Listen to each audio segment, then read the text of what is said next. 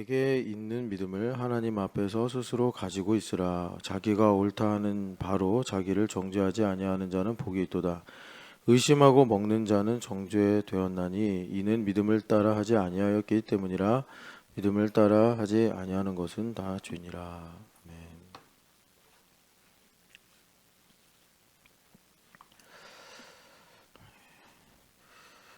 제가 가끔씩 목사님들을 만납니다. 여러 목사님들을 만나는데 어떻게 하다 우리 교회 소문을 들어요. 최근에 들은 소문으로 제가 목사님 하는 말을 들은 게 신촌연합교회는 새벽 예배 1시간 설교한다면서요. 그러더라고요. 어떻게 알았냐 그랬더니 뭐 유튜브를 봤는지 누구한테 들었는지 그런 말을 하더라고요. 그래서 성도들이 힘들 거다 이제 그런 얘기를 했더니 뭐 그 말하는 성도가 되게 좋은 느낌으로 말하던데요. 그래요. 그래서 참 겸손하신 분이에요. 나는 한 15분 설교해요. 그러더라고요. 뭐 기도할 시간 많아서 좋지 않냐 이렇게 서로 축복하고 이야기를 나눴는데 우리 교회 특징이 그래요. 새벽에 1시간씩 설교하고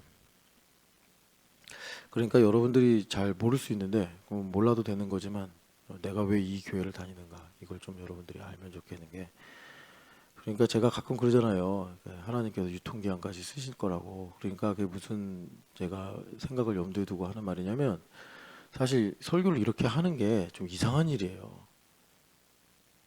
이게 되는 거거든요. 제가 무슨 뭐 학식이 풍성해서 뭐 다른 목사님들보다 특별히 뭐 성경을 박식하게 알아서 뭐 믿음이 좋아서 절대 아니고 그냥 하나님께서 되게 하시니까 물론 또 하나님께서 그렇게 하도록 저에게 주신 뭐 좀 특정한 조건이 있죠. 그냥 제가 가만히 있는데 저절로 되는 건 아니고 또 나를 가르치고 뭐 선생님께 배우게 하시고 저 신학교도 다니게 하시고 제가 신학교 들어갈 때가 제가 96학번인데 그때 유행하던 게 뭐냐면 일반대를 갔다가 신학대학원을 가는 게 상당히 유행했습니다. 그래야 목사들이 좀 세상도 알고 하나님도 알고 뭐 칼바르트가 말했듯이 한 손에 성경, 한 손에 신문 뭐 이런 것처럼 그래서 저도 목사가 되는 게 싫어가지고 일단은 내가 일반대를 가야겠다 막 이런 좀 꼼수도 생각을 해봤는데 하나님께서 좀 강권적으로 인도하셔가지고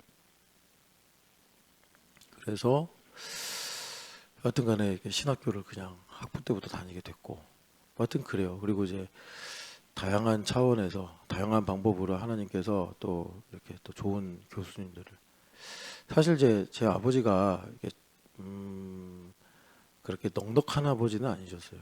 본인께서 초등학교도 겨우 안 나오시고 나오셨나 안 나오셨나 그래. 하여튼 너무 가난하고 너무나 시골이라서 배움의 기회도 없으셨고 본인도 또 당신의 아버지한테 사랑을 그렇게 받지도 못하셨고 그래가지고 지금 생각하면 하나님을 이제 예수님 영접하고 하나님 믿기는 했는데 이제 뭐 자녀를 사랑한다든가 아버지로서 자식에게 이렇게 훈계를 한다거나 이런 걸 모르셨던 분이에요. 그래가지고 참 자칫하면 되게 방황할 수 있는 조건인데 너무 좋은 아버지 같은 선생님들을 많이 만나고 그 선생님들이 또 저를 많이 사랑해 주셔서 그래가지고 그런 걸 하나님 또 채워주셨죠. 근데 그런 게 또 공부로 연결돼 가지고 여튼 또 이렇게 이제 말씀을 전하게 하시는데 이제 가장 중요한 건 은혜죠. 다 은혜요. 다 은혜인데 제가 여러분들에게 드리려고 하는 말씀 뭐냐면 신촌연합교회는 경주하는 교회다. 믿음의 경주를 하는 교회인데 그러니까 무슨 말이냐면 여러 가지 이제 양상이 있겠지만 그 중에 가장 중요한 거는 이 설교를 그러니까 새벽에도 1시간을 넘게 한단 말이에요. 그리고 뭐 다른 또 기회가 있으면 말씀 많이 전하고 이렇게 되는 이유 중에 하나가 우리 교회 설교는 이게 토막토막이 아니라 주제와 흐름이 있는 설교다. 그래서 제가 이렇게 보면 성경에 이스라엘 백성들이 있고 가나안 땅에 거류민이 있습니다. 그러니까 거류민은 약간 일시적으로 그 가나안 땅에 있으면서 혹여나 은혜를 받을 수 있는 거죠. 그래서 6월절이나 절기 같은 경우 보면은 거류민들도 이렇게 하나님께 예배하고 또 절기를 경험하게 하는 법이 있어요. 그러니까 이 주제와 흐름을 따라서 여러분들의 인생이 보인다면 그 이제 구약의 기준으로 보면은 이제 본토 백성이고 그냥 주일에 한 번씩 딱딱 설교 들어도 그냥 뭐 내가 이렇게 삶에 필요나 또는 문제 의식이 없다 그러면 그런 분들은 거류민으로 있는 게 아닌가. 제가 뭐 우리 교회 성도들을 이렇게 나누려고 하는 게 아니라 이제 우리 상태를 좀 점검하자. 뭐가 좋다 이건 아닙니다. 왜냐하면 뭐 거류민으로 있을 수 있어요. 예. 하나님께서 그런 방식으로 구원하시는 사람도 있고 또 본토 백성으로 구원하시는 방법도 있고 그런 거예요.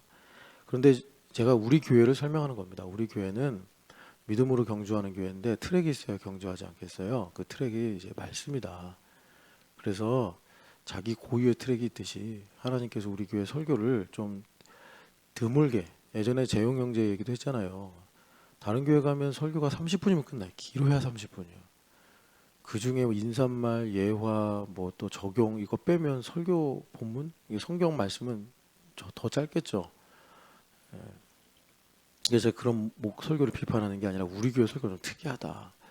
그래서 재용 형제가 초신자인데도 불구하고 다른 교회 가서 그 교회가 되게 유튜브나 요즘 젊은이들 사이에 핫한 교회거든요. 그런데 뭐야 다 끝난 거야? 친구 옆에 있는 친구한테. 그 친구는 뭐 짧다라거나 뭐 약간 허전하다거나 이런 생각을 안 하는데 느낌이 없죠. 거기 익숙하니까. 근데 재용 형제는 뭐야 지금 끝난 거야? 이제 이런 느낌이 올 만큼 좀 설교가 길어서 가끔 뭐 이제 우리 교회가 궁금하거나 또 이렇게 주변에서 소문을 듣고 한번 가볼까 해서 왔다가 아이고야 여기 뭐 이상하다 하는 이런 또 상황도 생기고. 근데 그런 게 가능한 이유가 우리 교회가 그 흐름과 주제가 있다. 여러분 그걸 아시고.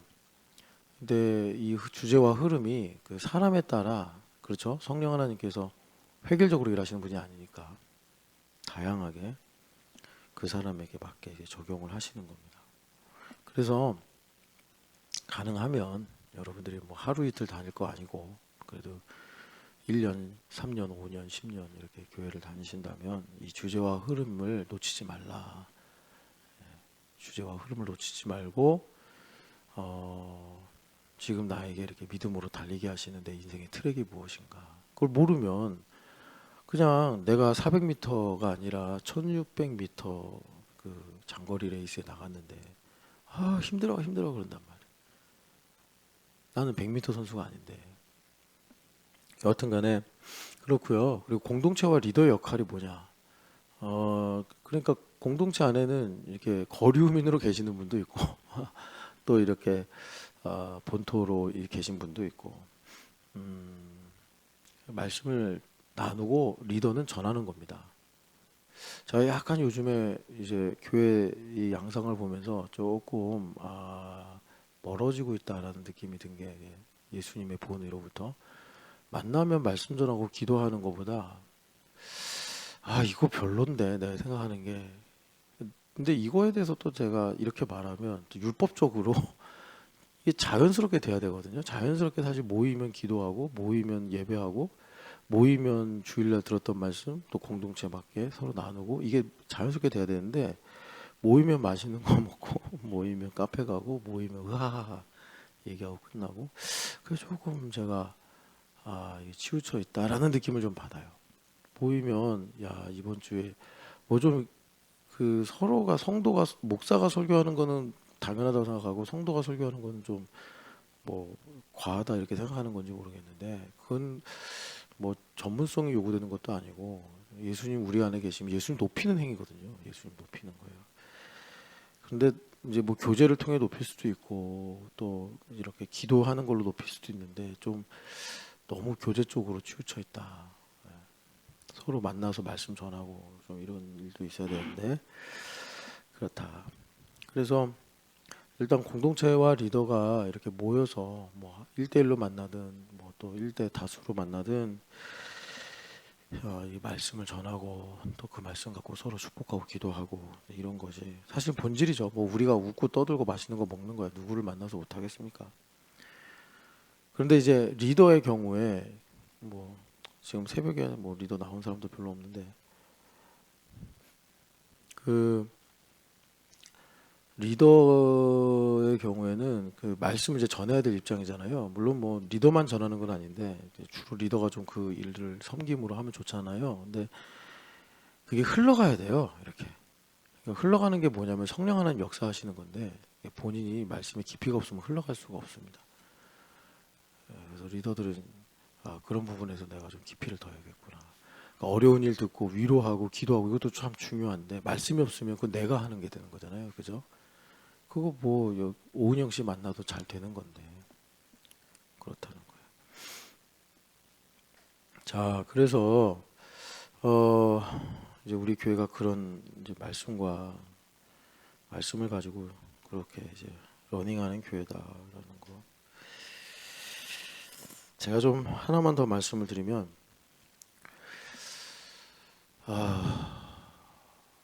경제가 어렵잖아요. 이제 피부에 실감이 되기 시작했거든요. 뭐 이미 오래전부터 힘드신 분도 계실 거고 뭐 직장이나 이런 가운데서도 이게 피부에 다가오신 분들도 계실 거예요.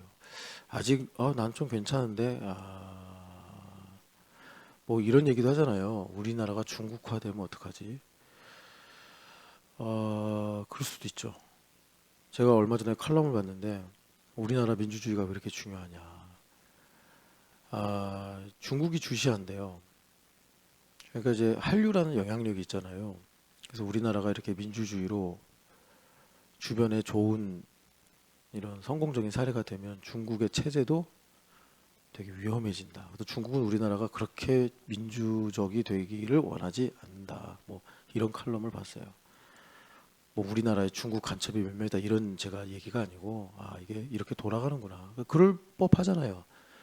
홍콩도 참 많이 변했지만 원래는 그 자유민주주의가 있는 그 도시라서 저항을 많이 했음에도 불구하고 지금 다 이제 장악되지 않았습니까? 우리나라가 골치라. 중국에 속한 건 아니지만 중국에 그만큼 영향을 많이 주고받는 나라이기 때문에 중국 젊은이들, 뭐 북한도 마찬가지겠지만 한국이 민주화되면 이게 주변 나라의 골치가 아픈 거예요. 한국은 저렇게 하는데 이러면서. 그래서 제가 왜 그 칼럼을 주목했냐면 그래서 우리나라가 그러니까 이게 어제 그 로마서 13장 그리고 예레미야서 29장 말씀처럼 그게 정치적인 본문이 아닙니다. 많은 분들이 정치로 이렇게 해석하려고 하는데 그러니까 이 나라가 잘 돼야 되겠구나. 제사장 나라로서 하나님의 경륜이 이루어지려면 이 나라가 작더라도 잘 돼야겠구나. 나라와 민족을 위해 기도해야겠구나. 더 구체적으로 이 나라가 이 자유민주주의의 가치를 지키기 위해 기도해야겠구나. 이런 생각을 했습니다. 뭐 누구를 뽑자 이런 얘기 아닙니다. 그러니까 오해하지 마시고 여러분들 기도하시면서 하나님 이 나라가 자유민주주의로 이렇게 전 세계에 또 특별히 북한과 중국에 영향을 줄 수 있게 해달라고 여러분들 기도하면 좋겠고 이제 그런 가운데 여러분들 저는 어떤 사람인 것 같아요? 저는 사회주의자 같아요, 자유주의자 같아요, 자본주의자 같아요, 사회주의자 같아요. 전 다 싫어요. 자본주의도 싫고 사회주의도 싫고 다 싫어요. 왜냐하면 다 뿌리가 유물론이라서. 이게 자본주의에서는 뭐 공산주의, 사회주의를 되게 비판하잖아요. 그거 동의합니다. 그런 체제나 또 법이 교회를 믿음을 특별히 이렇게 이제 비판하고 박해하는 부분이 있기 때문에 그런데 저는 똑같아요. 개신교 쪽에서 캐톨릭을 이단이다라고 말하는 사람도 있고 또 비판을 많이 하시는 분도 있어요. 그런데 저는 이게 제가 보니까 공부를 해보니까 캐톨릭이 이단이면 장로교도 이단이에요. 장로교도 하나도 캐톨릭에 비해서 잘났다고 하나님 앞에 말할 게 없어요. 그러니까 정확하게 교회랑 똑같아요. 내가 교회를 다니는데 뭐 말하자면 박 집사가 문제를 일으켰어요. 그래서 박 집사 나빠 그래요. 그러면 하나님은 그 헤아림으로 나를 헤아리신다고. 그럼 나도 나쁜 거예요. 나도 나쁜 거예요. 그러니까 둘 다 구원 못 받는 상황이 돼버리는 거예요. 그러니까 우리가 캐톨릭도 물론 뭐 지나친 부분이 있지만 긍휼히 여겨 주십시오. 저들이 잘못된 교리도 있고 또 잘못하는 것도 있겠지만 하나님 불쌍히 여겨 주십시오. 그럴 때 예수님의 몸을 갈기갈기 찢은 장로교도 주님 불쌍히 여겨 주시는 은혜를 우리가 누리게 되더라라는 것입니다. 그래서 그 자본주의도 마찬가지. 자본주의가 그렇게 공산주의, 사회주의 나쁘다 하는데 제가 이렇게 보면은 정말 인간의 존엄성이나 부의 공정한 분배를 위해서 비판하는 게 아니라 자기를 미화시키려고 하는 내용이 상당히 많아요. 그래서 잘 먹고 잘 사는 사람은 거기에 대해서 문제의식을 못 느끼는데 정말 자본주의 시스템에서 너무나 고통스럽고 힘들게 사는 사람들은 이제 이를 가는 거죠. 그런 부분에 대해서. 그래서 여러분, 우리가 그 이상이 돼야 된다. 뭐 한국이 공산주의화 되면 안 된다. 그럼 자본주의화 돼야 되나요? 그 이상이 돼야 된다. 기독교는 자본주의나 공산주의 이상으로 하나님 나라가 돼야 된다. 뭐 자유민주주의도 그래요. 그것도 하나님 보시면 조악한 정치 제도예요. 뭐 뜨악하겠지만 우리 예수님 믿는 사람들이 바라는 거, 우리는 하나님 나라 당인데 예수당인데 우리가 바라는 거는 하나님 왕 되셔서 우리를 다스리시는 거예요. 그러니까 이건 뜨악하는 거죠. 뭐 중세시대 이전으로 돌아가는 것 같잖아요, 그죠? 영적인 의미죠. 영적인 의미고. 그래서 제가 되게 싫어하는 게 하나 있어요. 싫어한다기보다 경계하는 건데, 믿음이라는 거는 불가능한 걸 가능하게 하는 것이다라는 약간 복음 같은데 복음은 사실 아닌, 복음을 전하기 위해서 목사님들이 번안한다 그러잖아요. 현대적으로 이렇게 말을 바꾸는 걸 번안한다 그러는데, 그 번안된 복음이 되게 많아요. 뭐 위로에 관해서도 많고 웰빙에 관해서도 많고, 현대인들이 관심을 가지는 것마다 이제 복음은 상황적이기 때문에 그들이 어쨌든 예수님에 대한 관심을 가지려면 삶이 좀 더 진지해져야 되니까. 그래서 이제 목사님들이 쉽게 복음을 전하려고 좋은 의미에서 성도들을 위해서 배려를 하면서 번안을 많이 합니다. 근데 그것도 좀 유행이 많이 지나간 것 같아요. 하도 이제 그런 복음들이 난립하니까 인기가 좀 시들시들해졌어요. 그런데 그런 것 중에 하나가 믿음은 불가능한 걸 가능하게 하는 것이다. 아니에요. 믿음은 불가능한 건 불가능한 거야. 라고 이제 가르쳐 주는 게 믿음일 수도 있어요. 여러분. 그러니까 제가 이제 기독교인들을 만나다 보면 어떤 분들은 그러더라고요. 기적을 바라지 말고 그냥 하나님께서 주신 대로 내가 인정하면서 순응하는 게 믿음이다. 근데 그것 또한 일부예요. 그것도 복음은 아니에요. 아니 성경에 기적이 얼마나 많은데 그러면 그거 다 빼고 믿든지, 그거 다 빼고서 성경 말씀을 다시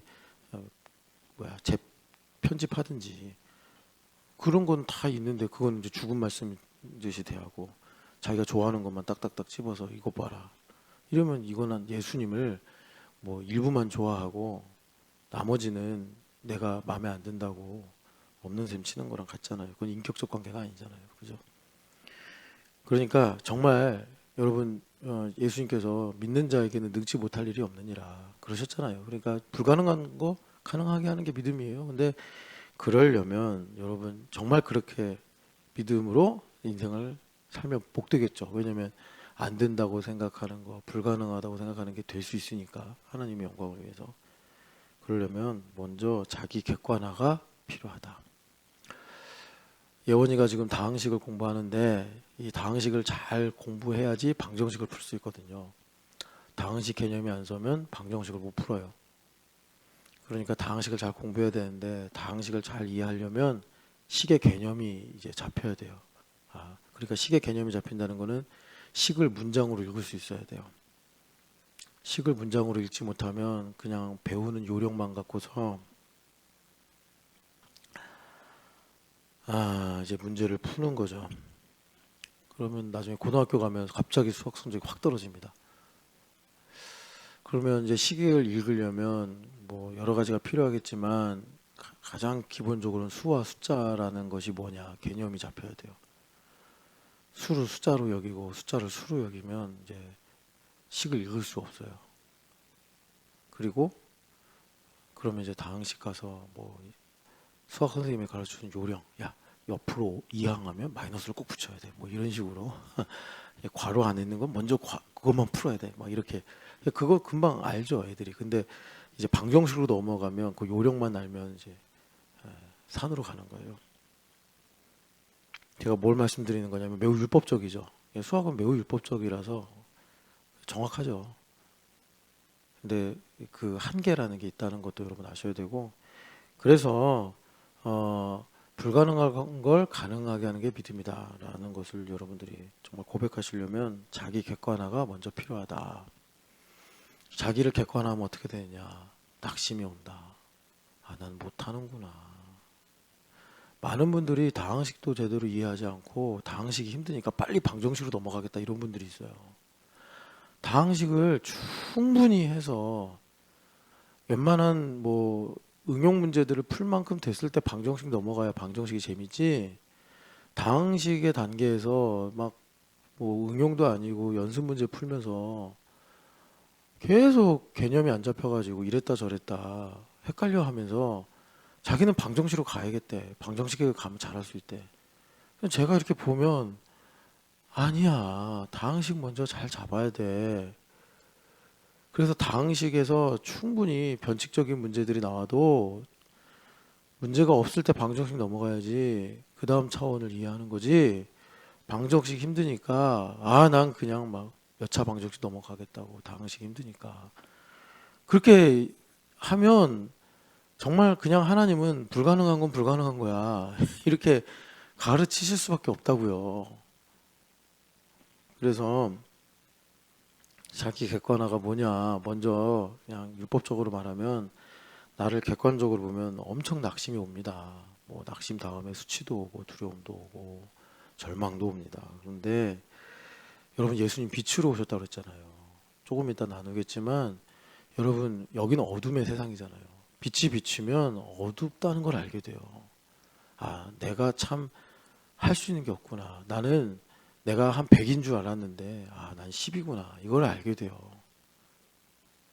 그래서 거기서 참 이제 중요한 순간이 되는데, 여하튼 간에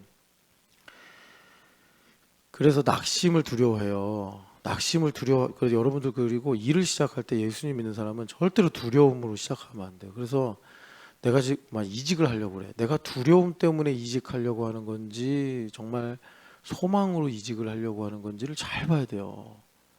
우리는 영적인 사람이기 때문에 쉽게 말하면 오차가 작아도 이게 결과의 차이가 클 수 있어요. 영적인 사람은. 그래서 항상 성령 하나님으로 인해서 내가 어떤 상태인가를 점검해야 되는데, 예수님 믿는 사람이 두려움으로 시작을 하잖아요. 그러면 성령 하나님 일을 못해요. 성령 하나님 일을 못하시면은 그냥 내 자본 갖고 내가 가지고 있는 것 갖고 일을 해야 되는데, 아, 세상이 참 쉽지 않아요. 뭐 좀 내가 열심히 하고 성실하게 하고 기발하게 한다고 해서 되는 나이브한 세상이 아니에요. 살벌해 세상. 여러분 다 알잖아요. 세상 얼마나 살벌한지. 얼마나 살벌한지. 그리고 앞으로는 더 그렇게 될 거예요. 더 그렇게 된다고. 그래서 그 이제 당식이 자기가 못해. 근데 못하는데 아, 당식 별거 아니래. 나 뭐 당식 다 이해했대. 막 큰 소리 땅땅 쳐. 그리고 자기 이제 방정식으로 갈 거래. 그래서 속을 객관화를 해서 보면 지금 당식 내가 두려워하고 더 보는 거, 내가 수학 실력 들통날까 봐 지금 힘들어하는 건데 방정식 하면 뭔가 될 것 같으니까. 그래서 계속 믿음 갖고 불가능에 도전한다고 계속 그러는 거예요. 그게 뭡니까? 그게 사망과 저주의 길을 택하는 거예요. 사망과 저주의 길을 택하는 거라고 하나님께서 그러셨잖아요. 생명과 복의 길을 택할 거냐, 사망과 저주의 길을 택할 거냐. 그래서요, 여러분, 뭐 다들 뭐 알고 선택한 건 아니겠지만 우리 교회가 장로교잖아요. 장로교 합동. 장로교 합동인데 이게 뭐냐면 칼빈주의자라는 얘기예요, 여러분들이. 칼빈주의자는 전 세계 기독교 인구 중에 1%밖에 안 돼요. 그러니까 되게 적은 소수의 길을 여러분 선택한 거예요. 칼빈주의의 신앙 고백이 뭐냐면 나를 아는 것이 하나님을 아는 것이다, 그거예요. 나를 객관화해서 보는 거 사람들 별로 안 좋아해요. 왜냐면 객관화해서 본다는 거는 남이 나에게 대해서 하는 말을 귀담아 듣고 배우려고 하는 태도를 갖는다, 이런 거예요. 기독교 인문주의자 중에 대표적인 사람이 존 로크인데, 이 존 로크가 계몽주의를 뭐라고 정의를 했냐면, 계몽주의는 예전에 추천했던 책에 나와요. 그 얘기가 그 내가 모른다는 사실을 알게 하는 게 계몽주의다. 그런데 이제 세속적인 계몽주의는 내가 누구보다도 잘 알고 있다. 여기 로마서 1장에 죄가 뭐냐 할 때 스스로 지혜 있다나 어리석게 되는 게 죄다. 정확하게 세속적 그 계몽주의는 글로 가요. 자기가 아는 거 한두 가지 붙잡고 내가 너보다 많이 알아. 이런 식으로 간다고. 그래서 혁명 일으킨다고 그러고 세상 갈아엎는다고 그러고 그래. 변화시키는 게 아니라 예수님처럼. 우리는 칼빈주의자예요. 여러분들이 원하든 원하지 않았든 알든 모르든 간에 하나님께서 그렇게 선택하게 하고 오신 거예요. 친구 때문에 합동 장로교회로 왔든 간에. 만약에 이 스타일이 싫으면 여러분 빨리 그 오순절 좀 이렇게 얘기하면 되게 거기서 싫어하겠지만 거기는 그래요. 나를 아는 게 그렇게 중요하지 않아. 바로 하나님을 아는 게 중요해. 그래서 좀 뜨겁기도 하고. 나를 아는 것은 다시 말씀드리면 남이 하는 말 싫잖아요. 나를 잘 아는 사람이 얘기하지 나를 잘 모르는 사람이 나에 대해서 얘기하겠어요?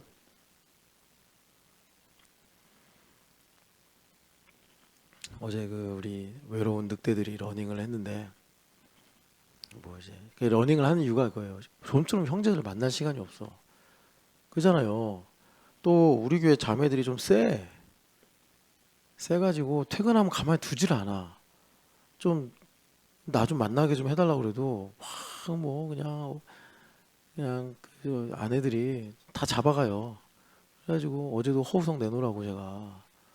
그래서 이제 허우성 집사가 어쨌든 뭐 아마 그 정도 얘기했으면 전지현 집사도 이 타이밍은 보내야 될 타이밍인 것 같다 해서 이제 자유를 얻어서 같이 러닝을 했는데 여하튼간에 가까이 있는 사람이 해주는 말을 배우려는 마음으로 듣는 것이 우리 칼빈 우리 소속 우리의 신앙 고백입니다. 근데 내가 하나님으로부터 멀어지고 은혜가 좀 메마르면 남이 하는 말, 특별히 가까이 있는 사람이 나에 대해서 하는 말 듣기 싫죠. 왜? 별로 듣기 좋은 말을 안 해요.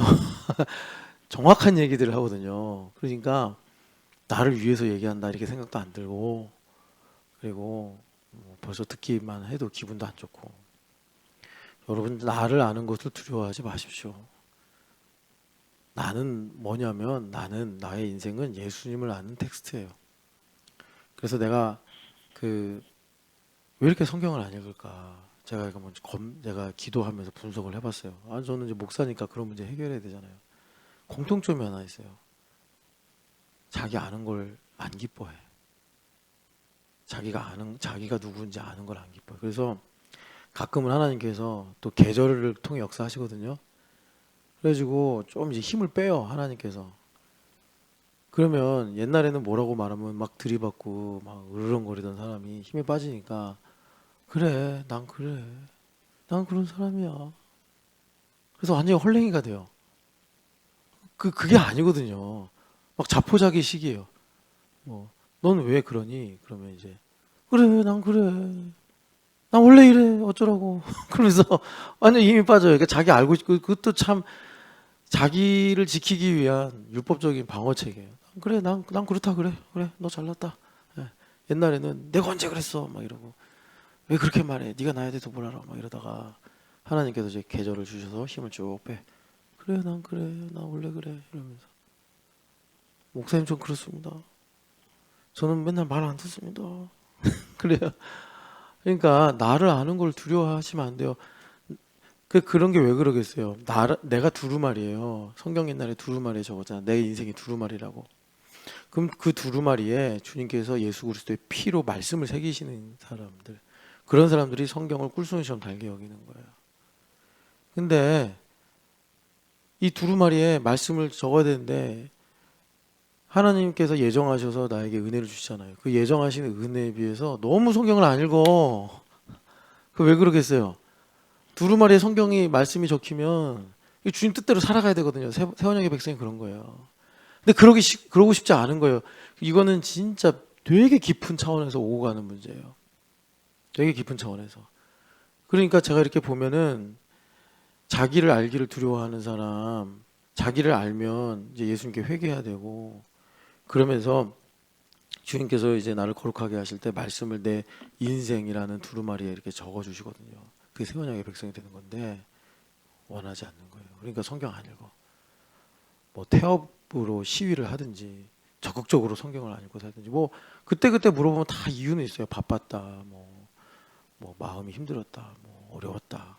근데 우리 교회는 이제 벌써 한 10년 됐잖아요. 10년 내내 그러냐고. 내내 바쁘고 그러냐고. 아니잖아요. 그렇다고 성경 안 읽고 살 수는 없잖아요. 나를 아는 걸 두려워하지 마시라. 나에 대해서 적어도 부부지간과 또 교우지간과 또 목사가 하는 말에 대해서 배우려고 해라. 기분이 나빠도 주님께서 나에게 뭐라고 말씀하시나 내 말을 가지고 들으려고 해야 된다. 그래야지 주님께서 나의 삶에 정말 불가능한 것을 가능하게 하시는 은혜를 주신다.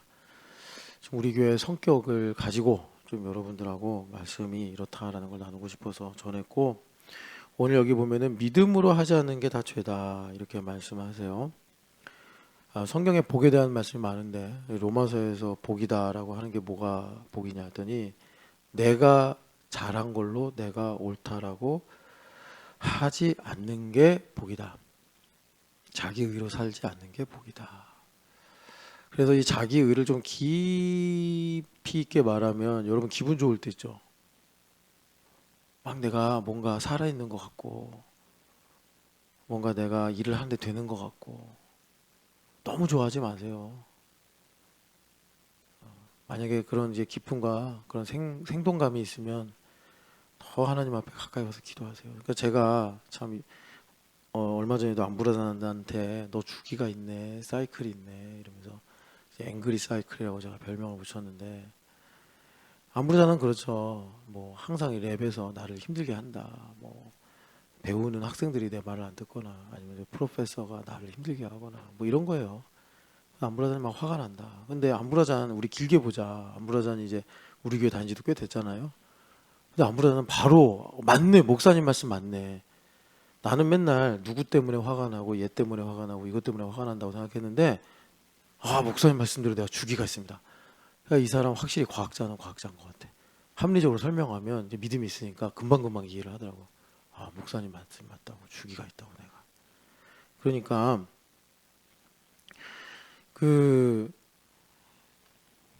제가 왜 아까 전에 기분이 좋고 생동감이 있으면 여러분 되게 좋은 거잖아요. 사람 그렇게 해서 살만 나는 거지.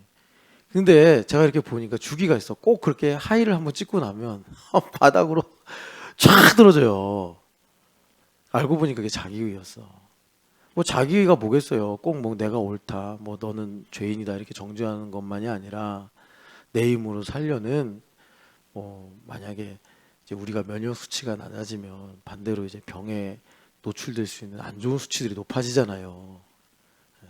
그런 것처럼 이제 나 중심성이라고 해야 될까? 그런 이제 수치가 높아지는 거예요. 이렇게 점점. 자기는 기분이 좋고 막 생동감이 있고 막 미래가 희망적이고 이러니까 되게 은혜롭고 지금 뭔가 내가 되게 잘 사는 것 같은 느낌이 들어서 좋은데, 제가 이제 한 번, 두 번 봐서 모르죠. 그래도 뭐 한 10년 봤으니까 이제 주기가 오는구나.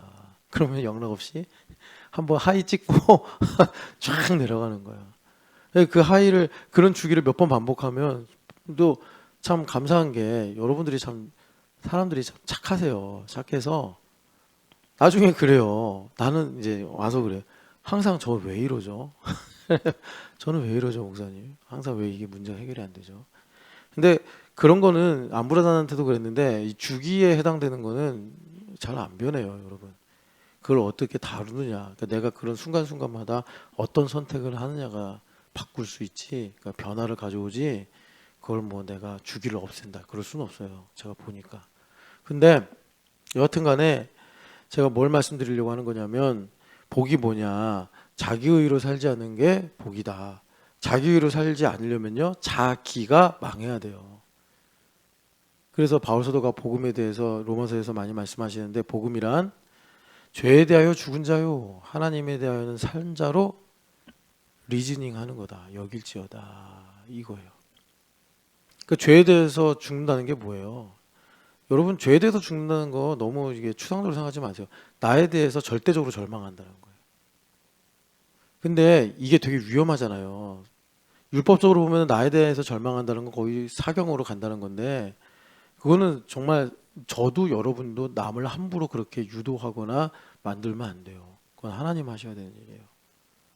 그래서 예수님도 키에르케고르가 요한복음 11장 갖고 책을 썼잖아요. 죽음에 이르는 병이라는 유명한 책을 썼는데 예수님께서 이렇게 하신 말씀을 반대로 적용해서 책을 쓴 거예요. 그래서 절망은 분명히 인간을 죽이는 거지만 이제 그가 실존주의자임에도 불구하고 예수님을 믿기 때문에 그리스도 예수 안에서는 절망이 우리를 살리는 생명이 된다. 이렇게 말을 하고자 하는 거였는데 그러니까 죽음에 이르는 병을 가지고 예수님은 이건 죽지 않을 병이다. 이건 하나님의 영광을 위한 일이다. 이렇게 말씀하셨죠. 그러니까 예수님께서 그걸 하시려고 여러분도 아시겠지만 나사로가 병들었습니다. 위독합니다. 했는데 하나님의 때를 기다렸어요. 그리고 나사로가 죽었다는 걸 이제 예수님께서 기도하시다 알게 됐겠죠. 그리고 이제 가자.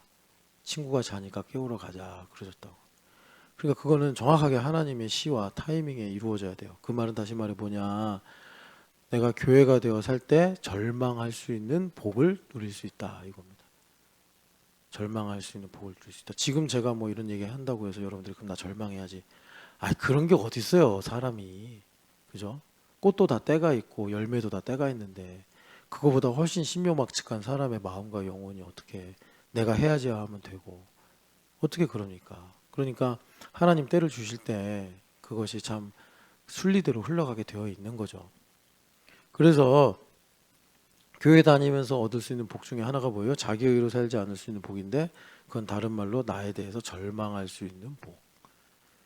이거를 이제 성경 말씀에서는 죄에 대하여는 죽은 자로 여기고 이 말씀이에요. 죄에 대하여는 죽은 자로 여기고 이겁니다. 그래서 주님께서 이제 믿음의 법을 말씀하시는 거예요. 여러분 잠깐 로마서 3장 27절을 보시면 같이 읽어보겠습니다. 그런즉 자랑할 때가 어디 있느냐 있을 수가 없느니라. 무슨 법으로냐 행위로냐 아니로다 오직 믿음의 법으로니라. 그러니까 우리도 율법을 지켜야 되잖아요. 여기 율법파의 세상이니까 법 없이 못 산단 말이에요. 우리에게 있는 유일한 법이 뭐예요? 여기서 말씀을 보니까 믿음의 법이다. 이 믿음의 법이 뭐겠어요? 생명의 성령의 법인 거죠. 이 믿음의 법으로 살아야 돼요. 그러니까 여러분 율법을 하나님 왜 주셨어요? 정죄하려고. 왜 정죄하려고 율법을 주셨죠? 그래야지 회개하니까. 인간이 정죄를 안 받으면 죄인 줄 몰라. 그게 로마서 7장의 내용이에요. 욕심을 부리지 말라라는 법이 없으면 욕심이 죄인 줄 알겠냐. 그래서 하나님께서 율법을 주셔서 우리를 정죄하시는 거예요. 살리려고. 마귀는 우리를 정죄해. 왜? 죽이려고. 예수님은 살리려고. 그 율법을 주신 거란 말이에요. 그런데 이 모든 율법이 그러니까 뭐 십계명부터 시작해서 성경에 있는 모든 율법이 예수님께서 완성하셔서 무슨 법이 된 거예요? 믿음의 법이 된 거예요. 믿음의 법이. 그래서 우리는 이 믿음의 법만 잘 지키면 율법의 완성으로 살 수 있어요. 믿음의 법이 뭐겠어요? 예수님을 믿냐 안 믿냐 그거예요. 그래서 복음이라는 게 왜 능력이 있다고 바울사도가 강조하시냐면 복음은 우리를 믿음으로 살게끔 한다. 믿음의 법을 지키고 살게 하는 게 구원을 주시는 하나님의 능력이 있는 복음이다. 그래서 우리가 복음을 붙잡고 살면 믿음에서 믿음에 이른다. 바울사도가 그렇게 말씀하시는 거예요. 그래서 여러분 우리가 뭐 살아가면서 많은 일들을 만나요. 그 일들을 해결하는 것을 성경은 법이라고 얘기하는 거예요. 법대로 하면 그거 해결돼. 근데 우리가 그러면 이제 법을 알아야 되고 법대로 해야 될 거 아니에요. 그 법이 뭐냐 봤더니 바울사도가 말씀하시는 것이 믿음의 법이다. 그래서 과거에는 십계명이면은 이 10가지 죄가 있는 거고 또 그 외에 뭐 절기법, 성전법, 관습법 여러 가지가 있잖아요. 그러니까 그 법들이 다 뭘 우리에게 가르치는 거죠? 죄가 얼마나 크고 많은지를 가르쳐 주는 거예요. 그런데 예수님께서 오셔서 율법을 완성하러 오셨다고 그랬잖아요. 그래서 정말 완성을 하셨다고 예수님께서. 그래서 우리에게 이제는 정죄가 되는 게 뭐냐? 죄는 뭐만 남았냐면 믿음으로 하지 않으면 죄요. 믿음으로 하면 죄가 아니다. 이거예요. 그러니까 우리한테 여기 여러분 14장 보면은 고기를 먹을 거냐 안 먹을 거냐 지금 그 얘기로 하시거든요. 그러니까 과거에는 더러운 고기를 먹으면 죄요. 거룩한 고기를 먹으면 죄가 아닌 이런 거 되는 거죠. 그런데 예수님께서 율법을 완성하셨기 때문에 고기를 먹든 안 먹든 중요한 게 아니라 먹을 수도 있고 안 먹을 수도 있는데 믿음으로 먹으면 죄요.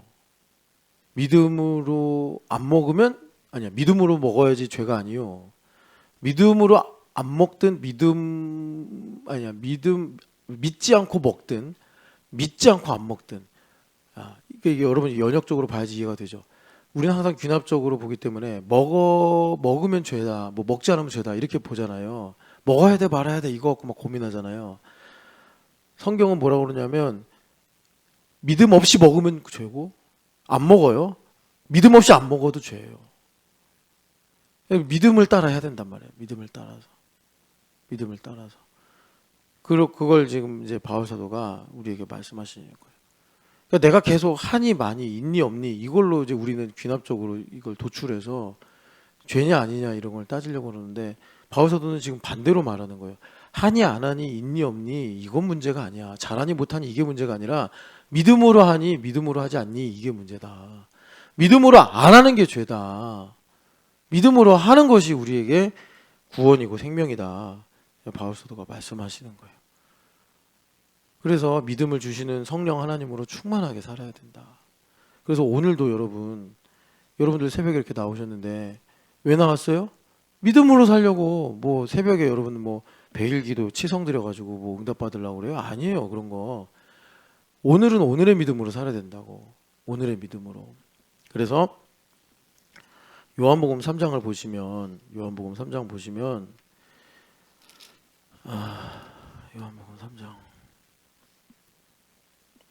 16절에서 18절 말씀입니다. 하나님이 세상을 이처럼 사랑하사 독생자를 주셨으니 이는 그를 믿는 자마다 멸망하지 않고 영생을 얻게 하려 하심이라. 하나님이 그 아들을 세상에 보내신 것은 세상을 심판하려 하심이 아니요 그로 말미암아 세상이 구원을 받게 하려 하심이라. 그를 믿는 자는 심판을 받지 아니하는 것이요 믿지 아니하는 자는 하나님의 독생자의 이름을 믿지 아니하므로 벌써 심판을 받은 것이라. 여러분 여기 심판이라는 게 의역을 한 겁니다. 직역을 하면 정죄예요. 정죄라고 하는 것이 사실 성경 전체 맥락에 잘 맞아요. 여기 심판이라고 하니까 헷갈리잖아요. 물론 정죄나 심판이나 비슷한 말이긴 한데 이게 약간 뉘앙스가 다르니까. 그래서 여기 보면은 이제 예수님 보내셨잖아요. 하나님께서. 그 보내신 이유가 뭐냐? 정죄하려고 하는 것이 아니다라고 말씀하세요. 제가 참 이게 이 말씀을 알면서 이게 참 어려운 게 그거예요.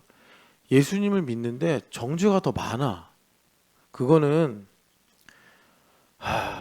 그러니까 자기 개인이 아직 예수님을 인격적으로 못 만난 거예요. 그걸 뭐라고 그러냐면 그러니까 율법적으로 신앙생활을 한다 이렇게 말하는 거예요. 예수님 인격적으로 만나려면 가장 뭐라 그럴까? 그러니까 2000년 전에 예수님 육체를 입고 이 땅에 오셨잖아요. 거기서부터 예수님을 인격적으로 만나는 게 현실적으로 나타나는 거예요. 그런데 그 이전에 구약 사람들은 이제 율법과 성전을 통해서 예수님을 믿었잖아요. 그러니까 예수님 인격적으로 못 만나면 바리새인들처럼 율법적으로 신앙생활해요. 그렇게 되면은 제가 너무 안타까운 게 뭐냐면 예수님을 믿는데도 너무 정죄를 많이 받아. 세상 사람보다 더 정죄를 받아. 그래서 여러분들도 여러 번 이런 느낌을 받으셨을 텐데 교회 다니는 사람들보다 훨씬 더 세상 사람들이 나이스해. 훨씬 더 관대하고 훨씬 더 상대방을 이해를 많이 해. 그건 왜 그러냐면 영적이지 않아서 그런 것도 있지만 예수님 믿는 사람들이 너무 율법적으로 인격적으로 예수님 못 만나는 거예요. 하나님에 대하여 살아있는 자로 나를 여겨야 되는데 하나님에 대하여 살아있는 자로 나를 여기지 않고 여전히 나에 대해서 내가 여겨. 그러니까 나에 대해서 내가 살아있는 자로 여겨. 내 감정, 내 생각, 내 느낌이 중요해. 지금 누가 나한테 말을 해서 기분이 안 좋으면 그게 중요해 지금. 이걸 갖고 하나님께서 나에게 뭐라고 말씀하시는지는 중요하지 않아. 지금 내가 어떤 사람이 나한테 무슨 말을 했는데 내 기분이 안 좋아. 그러면 기분이 안 좋으면 어떻게 돼요? 바로 다들 똑똑하니까 한마디 듣고 10마디 하잖아요. 내가 몰라서 그런 줄 알아? 뭐 내가 생각 없어서 그러는 줄 알아? 이러면서 10마디 더 하잖아요. 이겨먹으려고. 그게 죄에 대해서 살아있는 자로 내가 여기고 있는 거예요. 지금 내 머리에 이 메커니즘이 그렇게 돌아가고 있는 거예요. 지금 내가. 근데 바울 사도가 뭐라고 그러세요? 너희도 선택할 수 있어. 예수님 믿고 구원받았기 때문에. 죄에 대하여 살아있는 자로 여기지 말고 네 감정, 네 생각에 충실하지 말고 지금 이 상황을 두고 하나님께서 나에게 뭐라고 말씀하시는지에 대해서 반응을 해야 된단 말이야. 바울 사도가 그걸 이제 그렇게 로마서 6장 11절에 말씀하시는 거예요. 그런데 예수님 믿는 사람들이 내가 하나님에 대해 살아있는 자로 여기려면 그걸 예수님께서 내 안에 해주셔야 되거든. 예수님과 내가 뗄래야 뗄 수가 없는 주와 종의 관계가 되어서 그냥 주인이신 예수님께서 눈빛만 딱 해도 왼쪽 오른쪽 이게 돼야 된단 말이에요. 우리가 예수님의 수족이 돼야 된다고. 예수님 머리가 되고. 그래서 우리가 하나님에 대하여 살아있는 자로 여기게 되고 의의 무기로 나의 시간과 몸을 드리는 일이 되어진단 말이에요. 그런데 중요한 건 뭐냐면 예수님을 주여 주여 하면서 예수님으로 만족이 안 돼. 예수님으로 만족이 안 되는 건 뭐냐? 내가 가지고 있는 돈을 보고 슬퍼하고 내가 가지고 있는 처지를 가지고 낙심하고 이거는 여러분 인간적으로 이해는 돼요. 아, 돈이 없어서 힘드시군요. 지금 상황이 너무 힘들어서 지금 낙심이 되시는군요. 얼마든지 인간적으로는 이해가 되고 공감이 되고 위로할 만해요. 그런데 우리 예수님을 믿는 사람들이잖아요. 예수님 믿는 사람들. 내가 예수님보다 한술 더 뜨려고 하면 안 되죠. 내가 예수님보다 비참해요? 내 가난이 예수님의 가난보다 더 절대적이에요? 아, 왜 갑자기 예수님과 나를 떼어놓고 예수님 배제하고 왜 내 것만 갖고 얘기하냐고. 아, 예수님을 주로 모시는 건 왜 그런 거예요? 예수님 힘이 세서 그런 거예요? 예수님 부자라서 내가 굴욕적으로 예수님 주인이라고 아부하는 거예요? 예수님의 은혜가 커서 자원해서 나 종된 거잖아요. 예수님 그거 아니면 내가 주님 그러면 야 듣기 싫다 그러신다고. 우리가 예수님께 종이 될 자격이나 있나요? 골치만 썩이는 종이에요 우리는. 그러니까 예수님께서 나를 충성스러운 종으로 연역적으로 인정해 주시고 나를 데리고 다니시는 거는 얘가 내가 좋다는데 남은 여생을 나를 위해 살고 싶다는데 그것만이 자기 가치라는데 예수님은 그런 분이거든요. 그러니까 베드로도 뭐 야고보도 다 친구처럼 데리고 다니신 거예요. 우리도 그런 입장이에요. 그래 놓고서 지금 예수님 따라다니는데 나 지금 예수님 따르고 있는데 지금 내가 너무나 비참하고 가난하고 내가 정말 너무 서글프고 예수님을 너무 곤란하게 만드는 거라니까. 그럼 안 해도 돼. 저기 네가 원하는 대로 살아. 왜 나를 따라다니면 여러분 이거 있잖아요.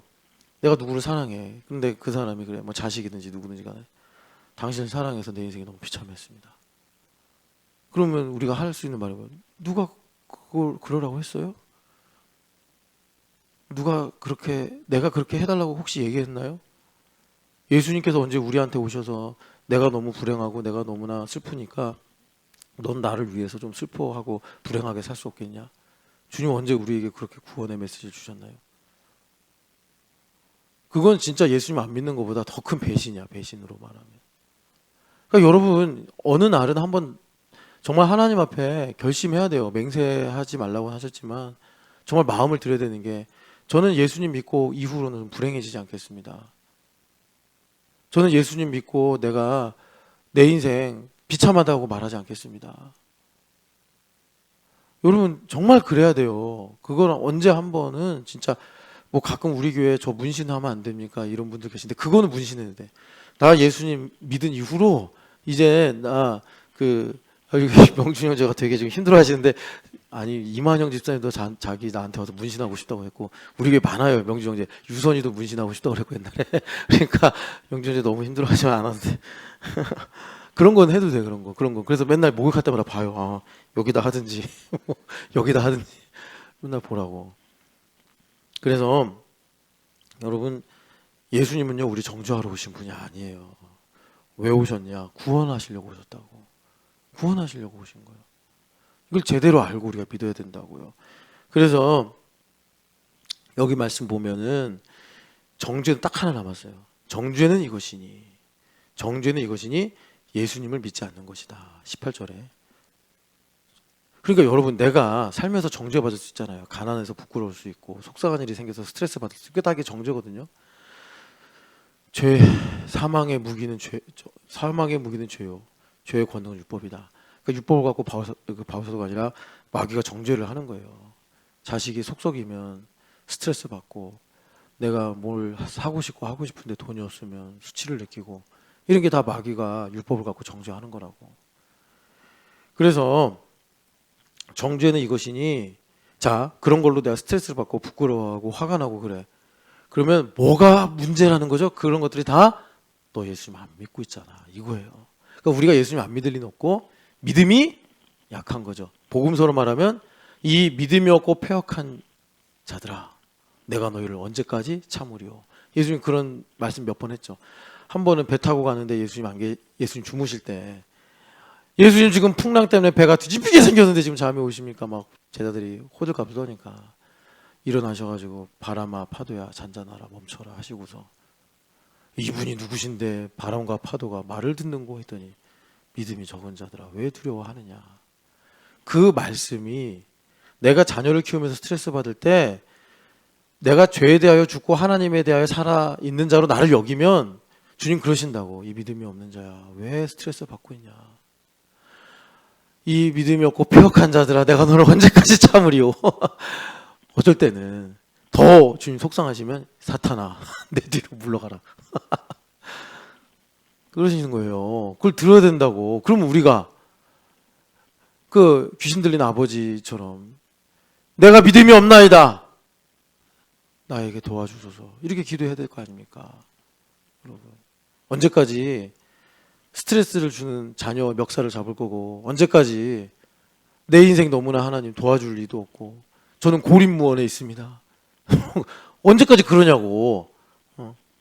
그래서 이제 여러분들 예수님을 위해 살기로 마음을 먹으시고, 그 말은 뭐냐, 너무 예수님이 좋아서 저는 예수님의 종입니다, 예수님 나의 주인이십니다, 이후에 나의 삶은 망하든 성공하든 또 가난하든 부하든 내가 살든 죽든, 로마서 나중에 이제 15장 보면 살든지 죽든지 우리는 주님을 위해 산다 이렇게 말씀하잖아요. 연역적으로 말을 해서. 그러니까 그렇게 마음을 먹으면 모든 것이 다 예수님을 믿는 쪽으로 나에게 가리키는 화살표가 된다라는 거예요. 그래서 여기서 이제 오늘 시간이 다 가서 이거 하나만 정하는데, 자, 그래서 예수님 정죄 안 해. 그럼 뭐 하는 거죠? 구원 주시는 거래. 그걸 뭐라고 그래? 예수님 빛이다 그래. 나는 세상의 빛이다 이렇게 말씀하셔요. 나는 세상의 빛이다. 근데 되게 재밌는 게 있어요. 자, 전지현 집사님은 죄인이잖아요. 그리고 죄 가운데 살잖아요. 그죠? 예수님 빛으로 오셔. 그래서 예수님께서 전지현 집사를 딱 랜턴으로 비추어. 말씀으로 비추는 거예요. 그럼 어떻게 되죠? 전지현 집사님 뭘 보죠? 아, 나 까맣구나. 이걸 알게 돼. 아, 까맣구나. 내 안에 이런 어둠이 있구나. 이걸 알게 된다고.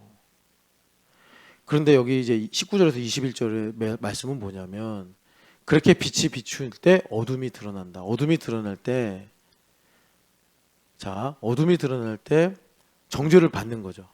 빛을 비추면 어둠이 드러나는 게 정죄를 받는 거예요. 그런데 진리에 속한 사람은 빛으로 더 나아간다는 거예요. 여러분, 이게 이해가 되십니까? 그러니까 빛으로 더 나아간다는 건 뭐냐면, 처음에 주님께서 빛을 비추실 때는 그냥 이 문제가 이런 거구나 했는데 점점점 깊은 성찰을 하게 돼서 내 안에 얼마나 하나님을 향한 반감의 뿌리가 있는지를 알게 되는 거예요. 내가 예수님을 주여 주여 하면서 따르지만, 마태복음 7장에 주여 주여 하는 자마다 천국에 들어갈 것이 아니오라는 말씀하시잖아요. 그러니까 주여 주여 하면서도 사실 나는 주님을 이렇게 치팅하고 있구나. 하나님, 이거는 내 겁니다. 이거는 빼고, 아간처럼 아나니아처럼 요거는 빼고 주님 가져가세요. 이렇게 치팅하고 있구나, 이거 내가 지금. 그래서 이거를 다 이제 주님 앞에 나아가서 회개하고 이러면 이것이 다 하나님 안에서 행한 것임을 예수님께서 빛으로 바꿔버리시는 거예요. 예수님께서 빛의 입자로 바꿔버리시는 거예요. 이 어둠을, 무를 유로 충만하게 하시는 거예요. 그런데 자, 되게 이게 희한한 거예요. 반대예요. 빛을 비추죠. 정죄가 와. 그러니까 싫죠. 그러니까 어떻게 돼요? 더 어둠으로 들어가는 거예요. 더 어둠으로 들어가는 거예요. 그럼 어떻게 되죠? 정죄를 안 받아. 정죄를 안 받는 거야. 내가 더 이상 하나님을 향한 반감의 뿌리를 가지고 있다는 거를 내가 다루지 않아도 돼. 그게 지금 어둠을 사랑한다, 빛을 미워한다, 이 말씀이에요. 우리는요, 빛이 비춰지면요, 주님도 그러셨잖아요.